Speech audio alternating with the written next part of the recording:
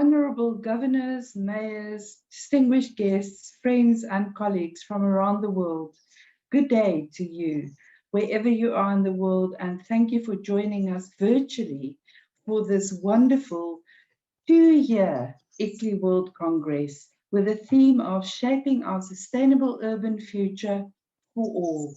And this session, which is proudly brought to you by ICLEI with many, many colleagues and friends around the world, is specifically focusing on nature, which is the defining moment for the 21st century, as our Secretary General has pointed out yesterday in the opening plenary, that making peace with nature is certainly going to be a priority, not only for Italy, but for the entire world in this decade and in the years ahead. So we're very pleased to welcome at the UN level our first distinguished speaker, Elizabeth Mrema, who is the Executive Secretary of the Convention on Biological Diversity, who's going to join us per video in a moment. I just want to alert you to 2 housekeeping rules. Firstly, that this session is recorded and can later be viewed along with all our other virtual sessions of this virtual part of the ICLEI World Congress on the ICLEI website, and the links will be shared with you. And secondly, that if you press the interpretation bubble at the bottom of your screen, it looks like a little earth.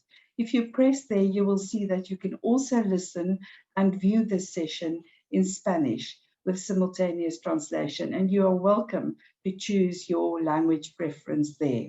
So without further ado, let us hear from Elizabeth Mrema, the proud leader of the Secretary of the Convention on Biological Diversity. As Executive Secretary, the floor is yours, Ms. Mrema. Thank you. Dear Mayor Plante of Montreal, valued hosts of our Secretariat, dear ICLEI colleagues, dear executives of subnational and local governments, dear participants, thank you for allowing me to address this session on engaging cities and regions in the global nature agenda. As you all know, the natural world is facing a major crisis. Human society is under urgent threat from an unacceptable rate of loss of Earth's natural life to climate change, pandemics, coastal erosion, plastic pollution, and ocean acidification, to mention but few. Since historical times, cities have been engines of transformation and change, creativity and cooperation. This crisis represents an opportunity for cities and their citizens to mobilize in support of nature. The good news is that nature-based solutions for urban development exist, and they do work. However, they need to be significantly scaled up. While policy and targets for the post-2020 Global Biodiversity Framework currently being negotiated are set on a global stage and agreed to by the parties to the Convention on Biological Diversity, we must remember that it is at the landscape and city levels that implementation will take place. Therefore, I particularly welcome the initiative of the city of Malmo to host the 2021 World Congress. ICLEI Malmo Strategy 2021 to 2027 and Action Plan 2021 to 2024 are highly compatible and complementary to the post-2020 Global Biodiversity Framework. Greening the infrastructure of cities, including large metropolises, and integrating nature into their consumption and production patterns through the entire life cycle of products and services can greatly benefit nature in cities and conurbations in peri-urban areas, as well as in distant rural and conservation areas. It also benefits people.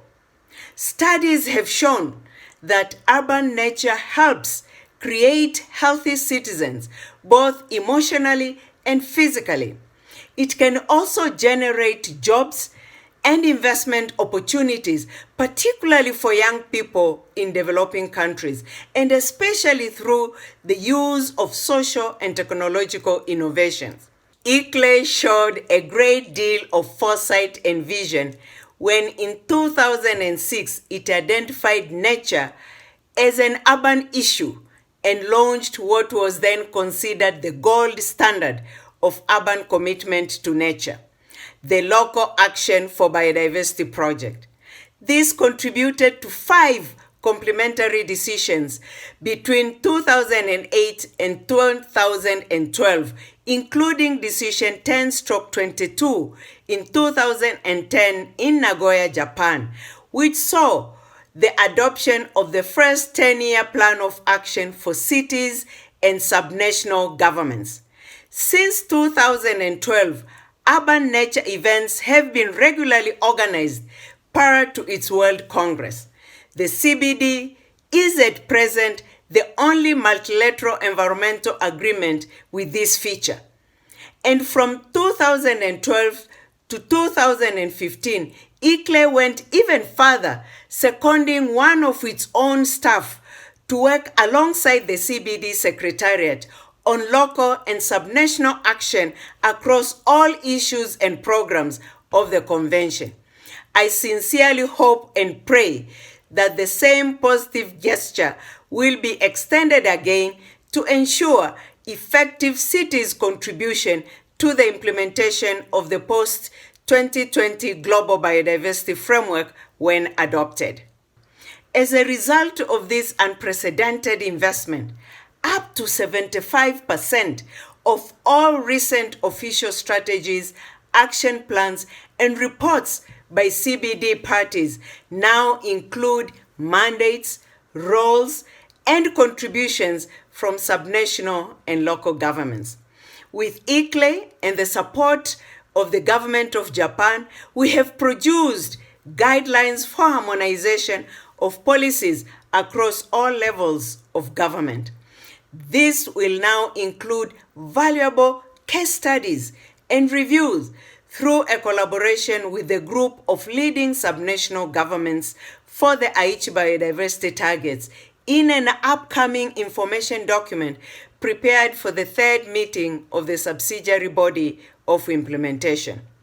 Moreover, thanks in part to the unwavering support offered by Ickley through its Global Secretariat, as well as through its Cities Biodiversity Center and other regional offices, the government of the United Kingdom endorsed the Edinburgh process, a consultative platform that has proposed a revised plan to complement post-2020 Global Biodiversity Framework.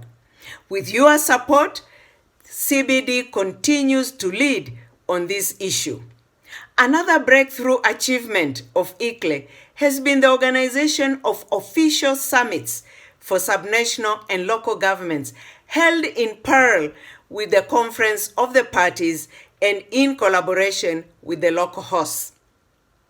COP15 will see the 7th edition of these critical meetings. The documents before the subsidiary body of implementation 3rd session are another valuable testimony to Ickley's contribution. Your voice is being heard in the official documents submitted by the government of UK, as well as in the various information documents under Agenda Item 11. You are part of the informal advisory group on mainstreaming, and Ickley, together with IUCN and the Nature Conservancy, has played a leading role in developing and establishing cities with nature, which serves as a platform where cities can connect, share, and report on their actions to protect and work with nature.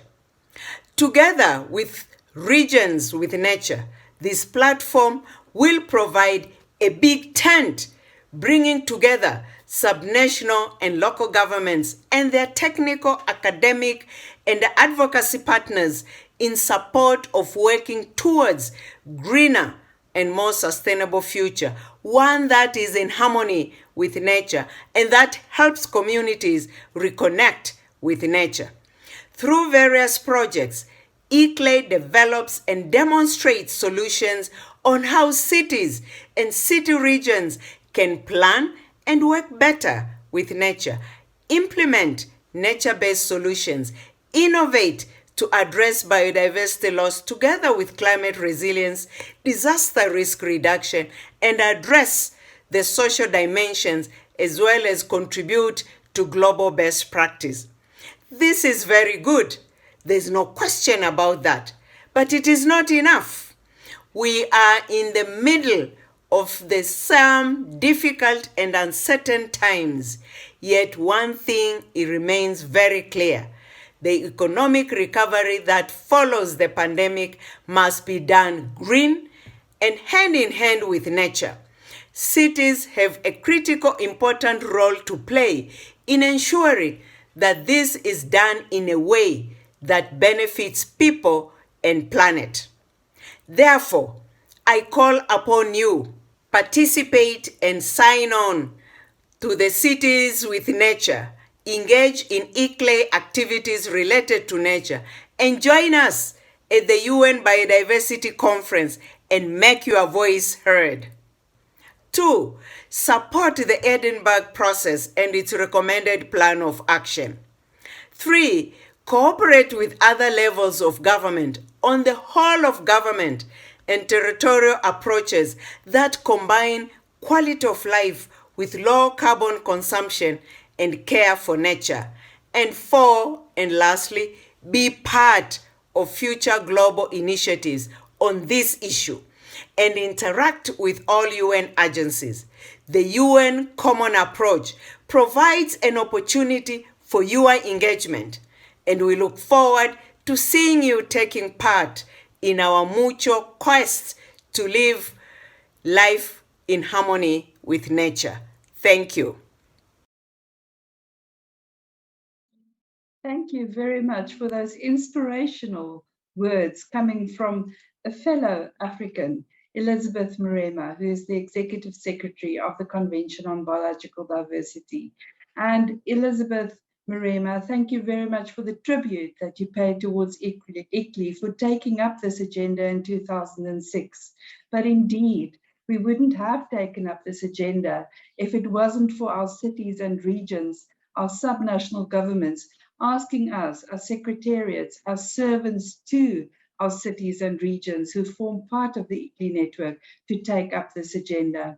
And now we're going to learn from them firsthand as to why nature and biodiversity is not something that is outside of cities, but something that is deeply entrenched in the development and prosperity of all life on Earth, including for our growing urban communities. We are first turning at this stage to our newly elected executive committee member who is leading this portfolio for us, Governor Mauricio Villa de Sal from the Yucatan State Government, Global South, Mexico, who is going to tell us about what they do in the Yucatan and making the important links between cities and regions when it comes to addressing nature, but also highlighting some work that he's planning to do at the global level. So over to you, Governor de Sal, the floor is yours. Thank you very much. Hola, soy Mauricio Villa Dosal, gobernador del estado de Yucatán. Saludo afectuosamente a Kobe Brandt y a Cheryl Jones, secretarios del ICLEI, a la secretaria del Convenio sobre la Diversidad Biológica, Elizabeth Mrema, y a Valerie Plante, alcaldesa de Montreal, con quienes tengo el honor de compartir en el marco del Congreso Internacional del ICLEI este diálogo sobre el papel de los gobiernos locales y subnacionales en la agenda global de la biodiversidad y la naturaleza. Audrey Azoulay, directora general de la UNESCO, ha dicho que la biodiversidad es la fábrica viviente de nuestro planeta, la fuente de nuestro presente y nuestro futuro, frase con la cual no podía estar más de acuerdo. La vida como la conocemos está compuesta por una gran diversidad, donde todos somos parte de la naturaleza y estamos interconectados. La biodiversidad es lo que le da equilibrio al planeta y de ella recibimos todo lo que nos permite permanecer como humanidad. Por ello, hay una responsabilidad de los gobiernos locales frente a la biodiversidad, pues día a día somos testigos de las presiones que aceleran el deterioro de los ecosistemas y las especies, debido a los modelos de consumo actuales y el crecimiento poblacional en las zonas urbanas. Muestra de esta responsabilidad por parte de los países es que en el Convenio de las Naciones Unidas sobre la Diversidad Biológica se aprobaron los objetivos de Aichi para la protección global de las especies, donde se destacó la importancia de la biodiversidad para el bienestar de la humanidad. Sin embargo, también se señaló que las amenazas siguen aumentando, incluyendo el cambio climático, la extinción de especies, la contaminación y el uso insostenible de los recursos. Considero que ya es momento de que todos los gobiernos nos preguntemos cómo vamos con la implementación de las metas de Aichi. ¿Han sido suficientes nuestros esfuerzos? ¿Qué estamos haciendo los gobiernos locales y subnacionales para proteger la biodiversidad? Pues además nos encontramos en un contexto preocupante, donde los gobiernos locales debemos dar la cara a la ciudadanía y atender las demandas que el crecimiento poblacional exige más de nosotros. Según datos de las Naciones Unidas, más del 56% de las personas en el mundo habitan en ciudades. En México, este porcentaje es de alrededor del 78% y en América Latina es del 80%. Además, el World Wildlife Fund ha estimado que más de 3.500 millones de personas viven en áreas urbanas y se espera que esa cantidad se duplique en los siguientes 30 años. Con todo este crecimiento inevitable, las ciudades consumen gran parte de la energía y generan la mayoría de las emisiones de gases de efecto invernadero. Pues a pesar de que la naturaleza nos provee de alimentos, energía y materias primas, no estamos dando el tiempo para regenerarse, por lo que los procesos humanos de extracción y procesamiento de materiales, combustibles y alimentos son causantes de la mitad de las emisiones de gases de efecto invernadero y de más del 90% de la pérdida de biodiversidad. Este sobreconsumo de la naturaleza es alarmante porque si se cumplen las proyecciones y la población mundial alcanza los 9.600 millones de personas para el año 2050, la ONU ha estimado que podría necesitar el equivalente a casi 3 planetas para disponer de los recursos naturales para sostener el estilo de vida actual. Por ello, es prioritario implementar herramientas de política pública en favor de la conservación y el uso sustentable de la diversidad biológica, con un enfoque de integración de procesos económicos, sociales, ambientales, políticos y bioculturales, que fortalezcan las políticas públicas complementarias orientadas a los medios de vida sustentable. Es importante repensar las ciudades del futuro y a partir de ello replantear las necesidades y dinámicas de movilidad de personas, considerar infraestructura verde intraurbana, transformar nuestras ciudades y fortalecer la coordinación con otros órdenes de gobierno para transitar hacia un nuevo modelo de vida urbana. En síntesis, el desarrollo urbano plantea muchos retos derivados de las ciudades y los estilos de vida urbanos. Sin embargo, los ecosistemas naturales o transformados por el hombre ofrecen oportunidades de aprendizaje e inspiración para aprender a vivir con la naturaleza, respetarla y conservarla. Para ello, se deben realizar estrategias que permitan aumentar el potencial de la naturaleza y al mismo tiempo disfrutar de sus beneficios, involucrando a la población mediante la sensibilización y la capacitación. De esta manera, se puede implementar un modelo de crecimiento verde que minimice el impacto de la pandemia, avance hacia el cumplimiento de los objetivos de desarrollo sostenible y hacia una economía baja en carbono, inclusiva y eficiente con el uso de los recursos. En Yucatán ya hemos dado grandes pasos en la implementación de estos modelos de crecimiento verde. Por ejemplo, el Plan Estatal de Desarrollo del Estado de Yucatán, documento rector de las políticas públicas de esta administración, fue diseñado apropiándose de los principios y valores que persiguen los ODS de las Naciones Unidas. Este plan contempla el eje Yucatán Verde y Sustentable, donde se integran más de 50 líneas de acción para mejorar el manejo sustentable del medio ambiente, para después que sean materializadas en acciones o programas específicos.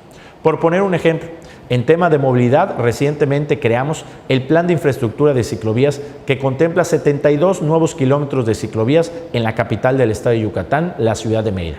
Gracias a las acciones que hemos implementado en materia de sustentabilidad, nos hemos percatado de lo importante que es la existencia de un plan estratégico de infraestructura verde, que analice los servicios ambientales desde un enfoque regional, que incluya la protección de las áreas naturales periurbanas y la interconexión de las áreas verdes dentro y fuera de la ciudad, como parques, cuencas hidrológicas y corredores verdes. Esto porque los espacios verdes y otros elementos naturales dentro y alrededor de las ciudades proveen servicios ecosistémicos importantes como la limpieza del aire, filtración e infiltración del agua al subsuelo, evitan inundaciones, reducen la temperatura, captura de CO2, entre muchos otros beneficios. Por ello, es necesario fomentar buenas prácticas de manejo del arbolado urbano y estrategias de reforestación. También es importante enfocar los esfuerzos a las áreas naturales protegidas, fomentando actividades compatibles con la conservación y el uso adecuado de la biodiversidad, como las unidades para la conservación, manejo y aprovechamiento sustentable de la vida silvestre, las UMAS. Por otro lado, tras la difícil situación que enfrenta el sector turístico por la pandemia, la Organización Mundial de Turismo ha recomendado aprovechar a la naturaleza, pero cuidando siempre las áreas naturales urbanas y periurbanas. Por ello, y para dar cumplimiento a las recomendaciones, en Yucatán estamos impulsando el turismo comunitario, abarcando el etnoturismo, el agroturismo, los talleres de gastronómicos, las vivencias místicas, el aprendizaje de dialectos, la ecoarqueología, medicina tradicional, talleres artesanales y fotografía rural, entre muchos otros. Debemos ser conscientes de que a pesar de que nuestras demandas son muchas, nuestros recursos son escasos y debemos ser capaces de buscar un balance y evitar el sobreconsumo del planeta. Según datos del Global Footprint Network, en la actualidad se requiere 1.6 planetas para cubrir las demandas de la humanidad. La cifra de nuestra huella ecológica para 2020 muestran que la especie humana exige actualmente un 56% más de lo que los ecosistemas pueden regenerar, cuando no debería utilizarse más del 50% para asegurar el 85% de la biodiversidad mundial.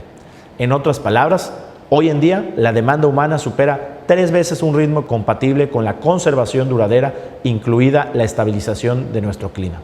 Sabemos que aún queda mucho por hacer, pero también cada día somos más conscientes de la importancia de conservar nuestros ecosistemas y del papel fundamental de los gobiernos subnacionales para promover el desarrollo basado en la naturaleza. No hay que olvidar que la naturaleza y los ecosistemas cuentan con nosotros, así como nosotros contamos con ellos. Gobierno del Estado de Yucatán. Thank you very much. And I want to say to Madame Mrema, thank you for challenging us with those 4 action points that you highlighted. And as you look at our new leader, who's going to lead us from now to 2025 on this very agenda, Governor Valerie, you know that we are going to meet your 4 challenges head on. We have informed, inspired, dedicated leaders that are ready to act, already acting, and showing us that together we can make a significant and vital and pivotal contribution to the UN outcomes at COP15 in Kunming later this year. So thank you for those challenges, Madame Mrema, and thank you to the governor who has inspired us with what he's already doing. And the other point that he made is how very interconnected our nature agenda in fact is to all the other agendas, development agendas, and all the other challenges that we are facing. And we are committed and reserved to make this world a better place under such leadership. We're turning to another leader now, this time from a local government, and Madame Valerie Plante, the mayor of the city of Montreal in Canada, was the very host of our previous World Congress, where we launched Cities with Nature, very proudly with her on stage in Montreal. This time we cannot do it in person, but it is again very much an honor to welcome and invite Mayor Valerie Plante, our Global Ambassador for Local Biodiversity Action, to address us today in this high-level plenary. Thank you, Mayor Plante. Chers collègues, mesdames et messieurs, bonjour à toutes et à tous. En tant qu'ambassadrice mondiale ICLEI pour la biodiversité locale, je voudrais témoigner de mon engagement et réitérer ici le message que j'ai porté devant l'ONU en septembre dernier. Nous sommes à la croisée des chemins.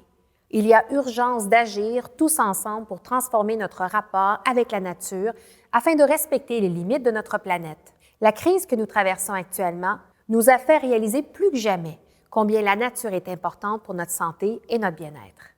La diminution de la biodiversité compromet le développement économique, nos moyens de subsistance, la sécurité alimentaire, la santé humaine, ainsi que la qualité de vie des populations du monde entier.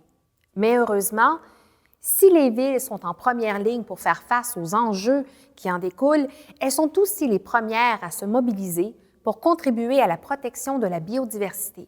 À Montréal, comme dans beaucoup d'autres villes du monde, nous nous sommes engagés pour protéger les écosystèmes et leurs bienfaits sur la santé et la qualité de vie.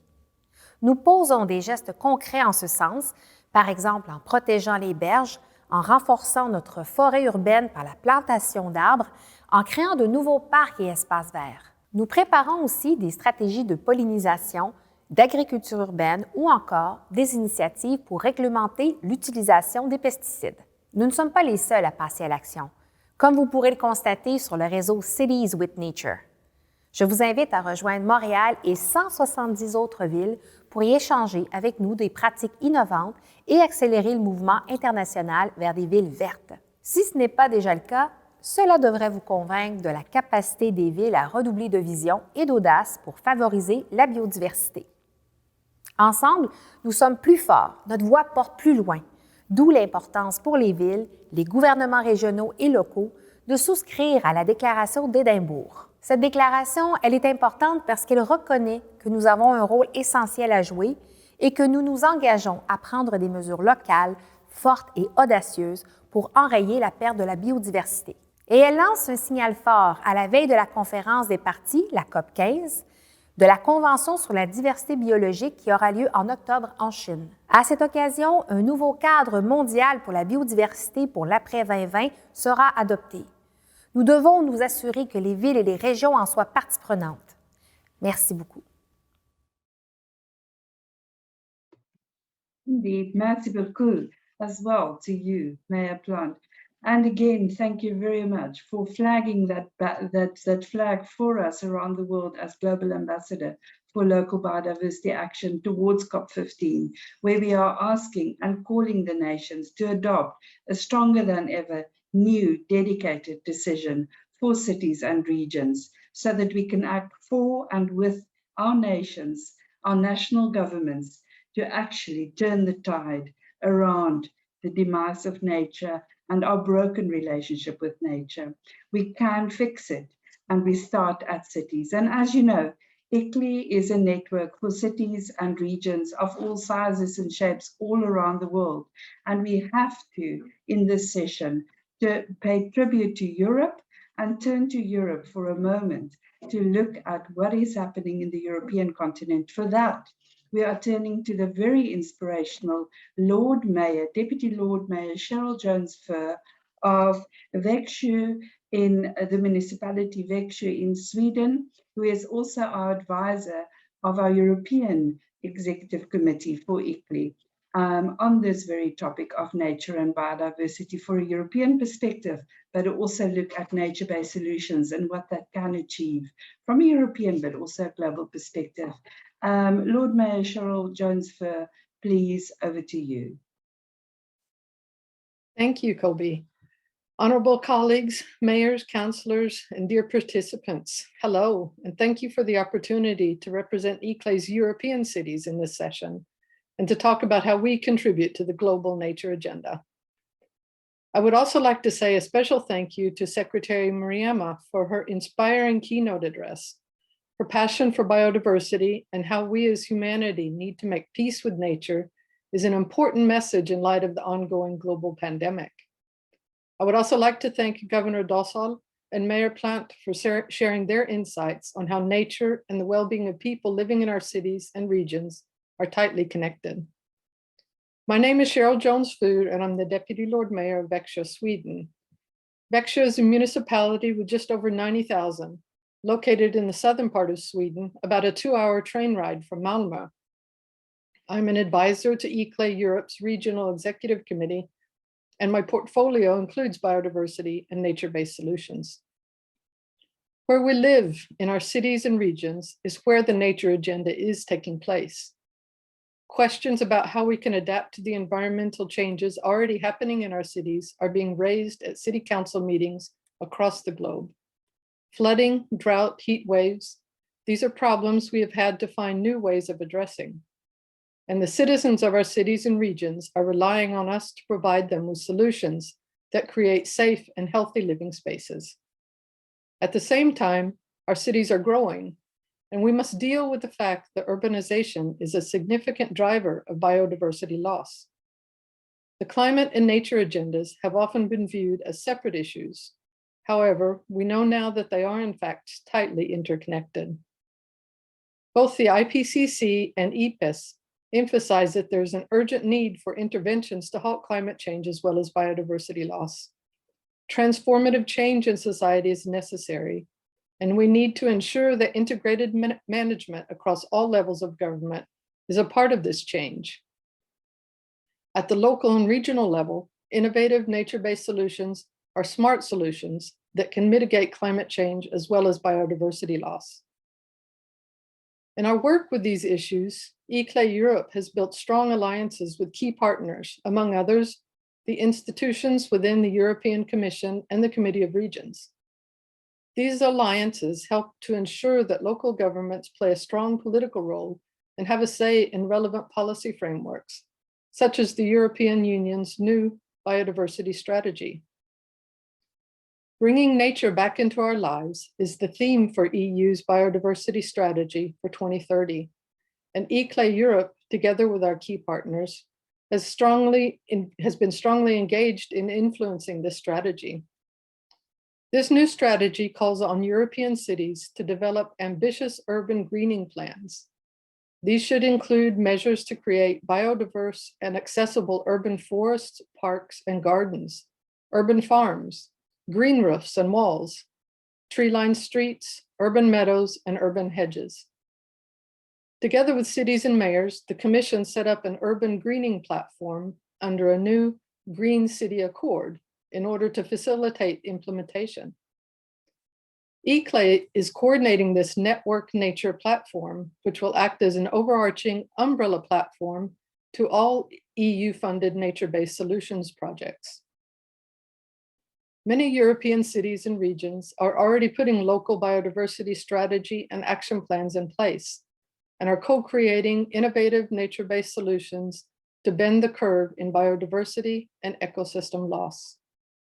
In my city of Växjö, we have used several different nature-based solutions in our 5-lake restoration project. We are also planning a new wetland that will act as recipient for a wastewater plant, while at the same time creating an attractive recreational area for our citizens and benefiting the biodiversity of the region. Next year, when we all meet in Maruma, I hope you will visit Växjö, but also the district of Augustenborg in Malmö. Here, a regeneration project using nature-based solutions has resulted in, among other things, improved stormwater management, increased green space, and new green roofs. ICLEI is an important champion for many nature initiatives, integrating biodiversity with sustainable development objectives and activities in cities and regions. Several of these initiatives have been mentioned earlier in this session, including Cities with Nature, the Green City Accord with its network nature, as well as the Edinburgh Declaration, an initiative of the Scottish Government. As we look towards the future, ICLEI Europe will continue to engage in key international policy processes and initiatives in order to provide an European perspectives on the post-2020 global biodiversity framework, including the renewed subnational plan for action.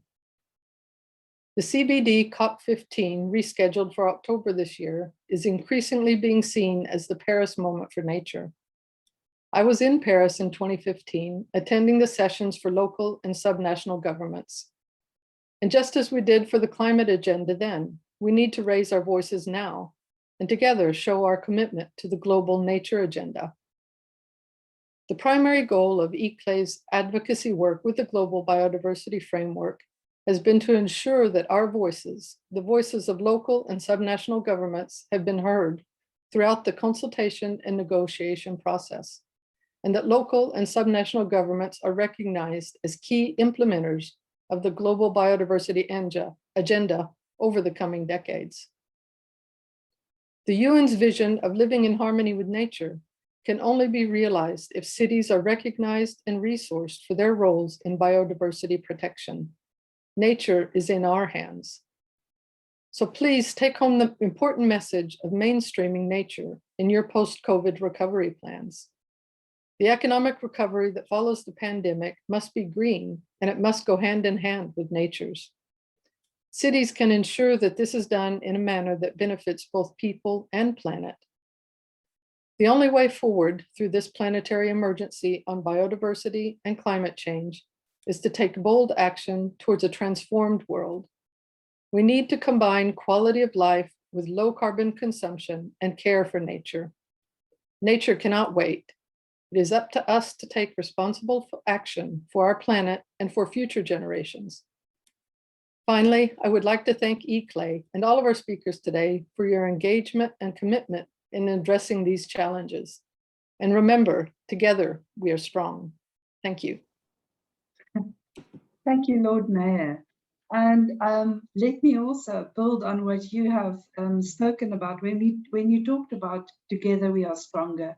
Of course, ICLEI is a leading network in this space for cities and regions around nature and biodiversity. But we do not do this alone. We open up and we have so many wonderful and amazing partners around the world.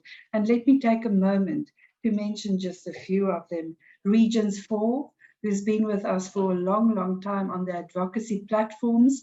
And you will remember Elizabeth Mrema mentioned 6 key decisions that the UN has taken at the CBD convention level on cities and regions, together with addressing biodiversity, recognizing the pivotal role that we need to play at these levels of government when it comes to reaching globally set targets. So thank you, Regions 4, for that wonderful partnership we have with you, and alongside staying in Europe, the Committee of Regions of the European Commission, European Union, what wonderful partners we have in the Committee of Regions for driving the agenda in Europe, but also leading us globally in terms of what can be achieved through advocacy channels and through engaging with national governments and indeed also with the UN.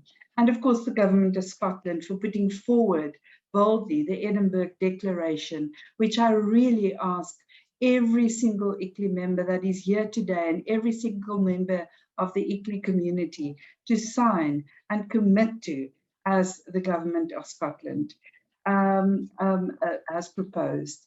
And then also the Government of Quebec.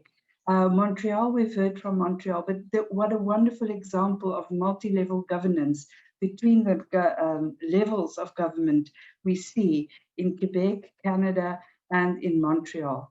Thank you very much, Quebec, for your partnership.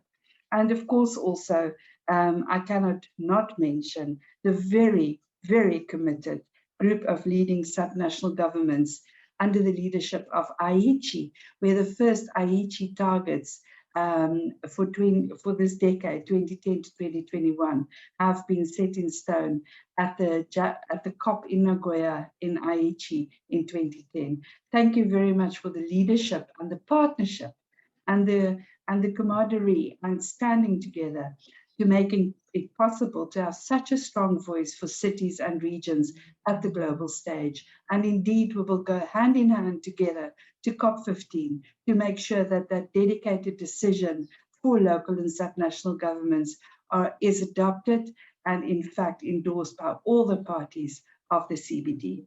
And now, as we have heard about COP15, what a big moment awaits us this year. Was it not for COVID-19, we would have had that moment in 2020. But now in 2021, in October, most likely, we are going to have COP15 taking place in Kunming, in Yunnan, in China. And we are very pleased and privileged to have the Deputy Mayor of Kunming, Mr. Liu Yonglu, present with us today to make an address. He is the Deputy Mayor of Kunming Municipal People's Government of China and is going to be the host city for COP15, the historic COP that is going to set us on a new course, restoring humanity's relationship with nature. Deputy Mayor, over to you.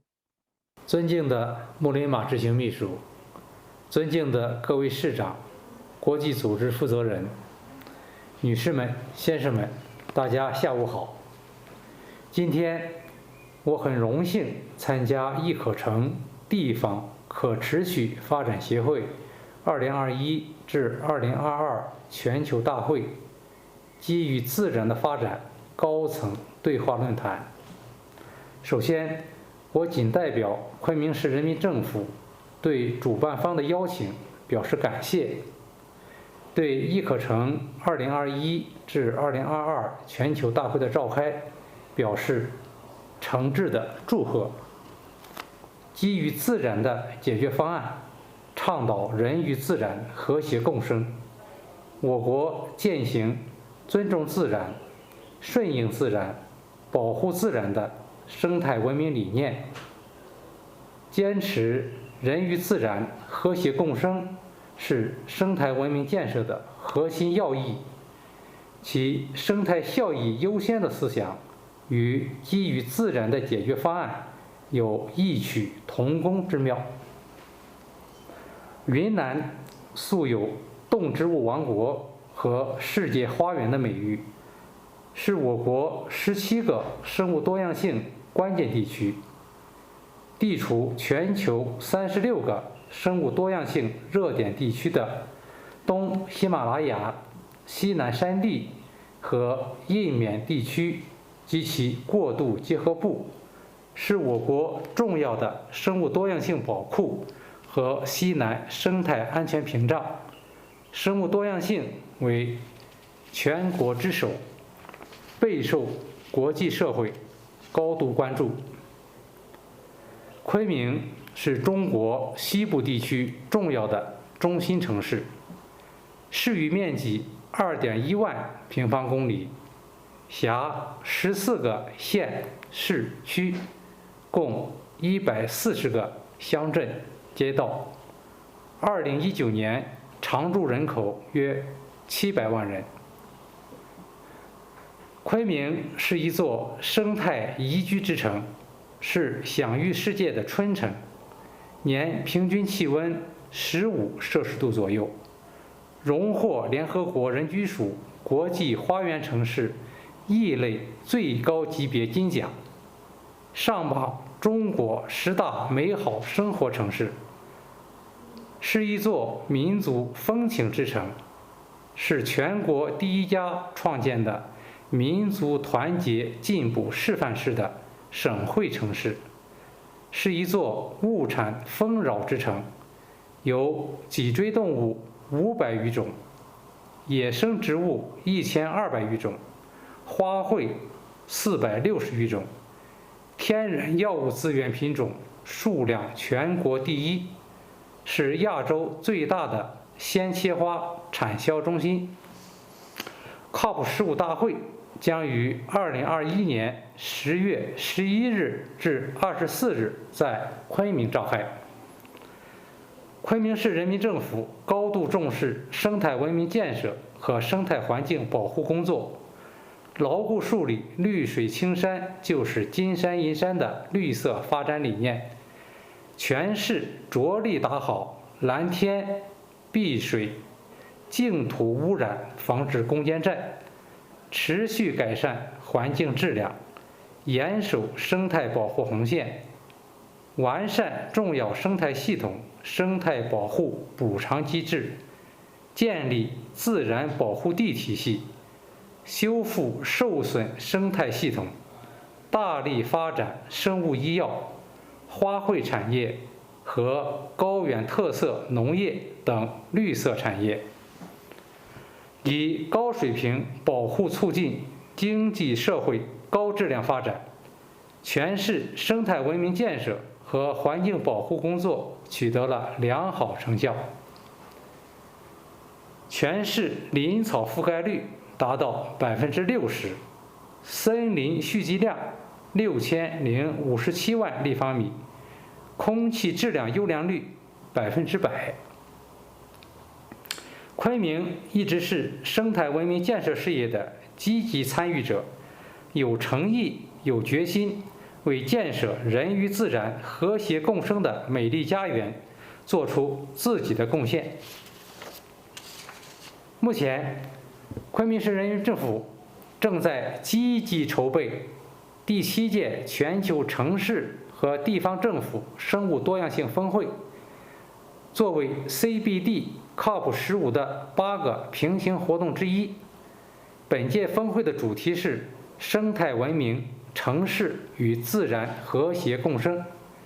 届时，我们将与来自全球的地方政府、城市、科研单位、国际机构和专家学者一道探讨地方政府和城市如何在推动全球生物多样性议程中持续发挥重要作用。峰会也将搭建全球地方政府和城市知识共享、经验交流和合作的平台，推动全球城市生物多样性保护行动达到更高水平，达成更多共识。该峰会已初步完成方案编制工作。联合国生物多样性公约秘书处、中国生态环境部、昆明市人民政府、易可成等主办承办单位正保持密切沟通，推进筹备工作。下一步，我们将细化方案，明确城市峰会会期、参会嘉宾、论坛内容等事项，有序推进峰会各项筹备工作。最后，借此机会，我代表昆明市各族人民欢迎全球地方政府、城市和合作伙伴以及来自全球的嘉宾，届时以线上或线下的形式参与第7届全球城市和地方政府生物多样性峰会，为推动全球的生物多样性保护议程和目标贡献力量，为更好地实践2020年后全球生物多样性框架，积累知识，提升建设能力，保护生物多样性，助力生态文明，共建地球生命共同体。谢谢大家。Thank you so much, Deputy Mayor Leo Yonglu. And I want to say it is such a privilege for ICLEI to work with you as the host city of the COP15 to hold indeed the 7th Global Biodiversity Summit of local and subnational governments, which is one of the very few recognized, UN-recognized parallel events at the UN CBD COP15. And we're looking forward to October, where we can meet in person, of course, safely and as an inspired community to take this agenda even further and to make sure that not only every ICLEI member, but indeed every member of all the networks that we work with, the ones I've mentioned and the many others that we work with and collaborate with, will take up this agenda. And we've heard it yesterday and the day before already, that cities can join immediately and take action.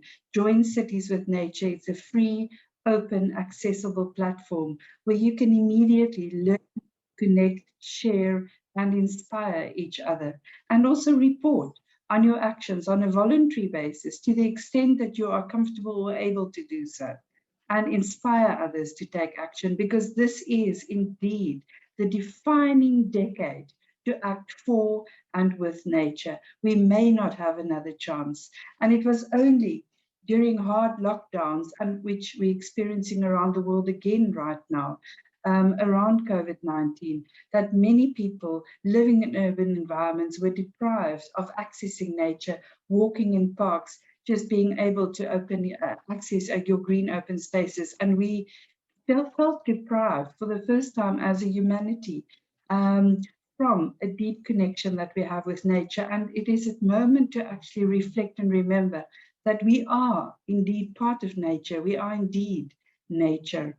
And now I would like to just also, because ICLEI does a lot of work at the advocacy level, at global level, to make sure the voice of cities and subnational governments are heard at the highest level in UN offices and meetings. But also we work on the ground with cities, with urban communities, through a range of projects. and with a range of partners. I want to pay tribute to the founding partners of Cities with Nature, IUCN and the Nature Conservancy, WWF, UNEP, so many others, Cities for Forests, so many others that are joining hands to make this network a big open tent where cities can come together and share and learn and inspire each other. And we're looking forward indeed to, under the leadership of Governor Villadosal, later this year launch, together with these partners, Regions with Nature as well. But for now, let us turn a moment, few minutes, of very short clips of a video that gives a little bit of insight to our ICLEI community about what ICLEI is already doing in this space. And after that, I will make some important announcements as we move forward. Thank you very much.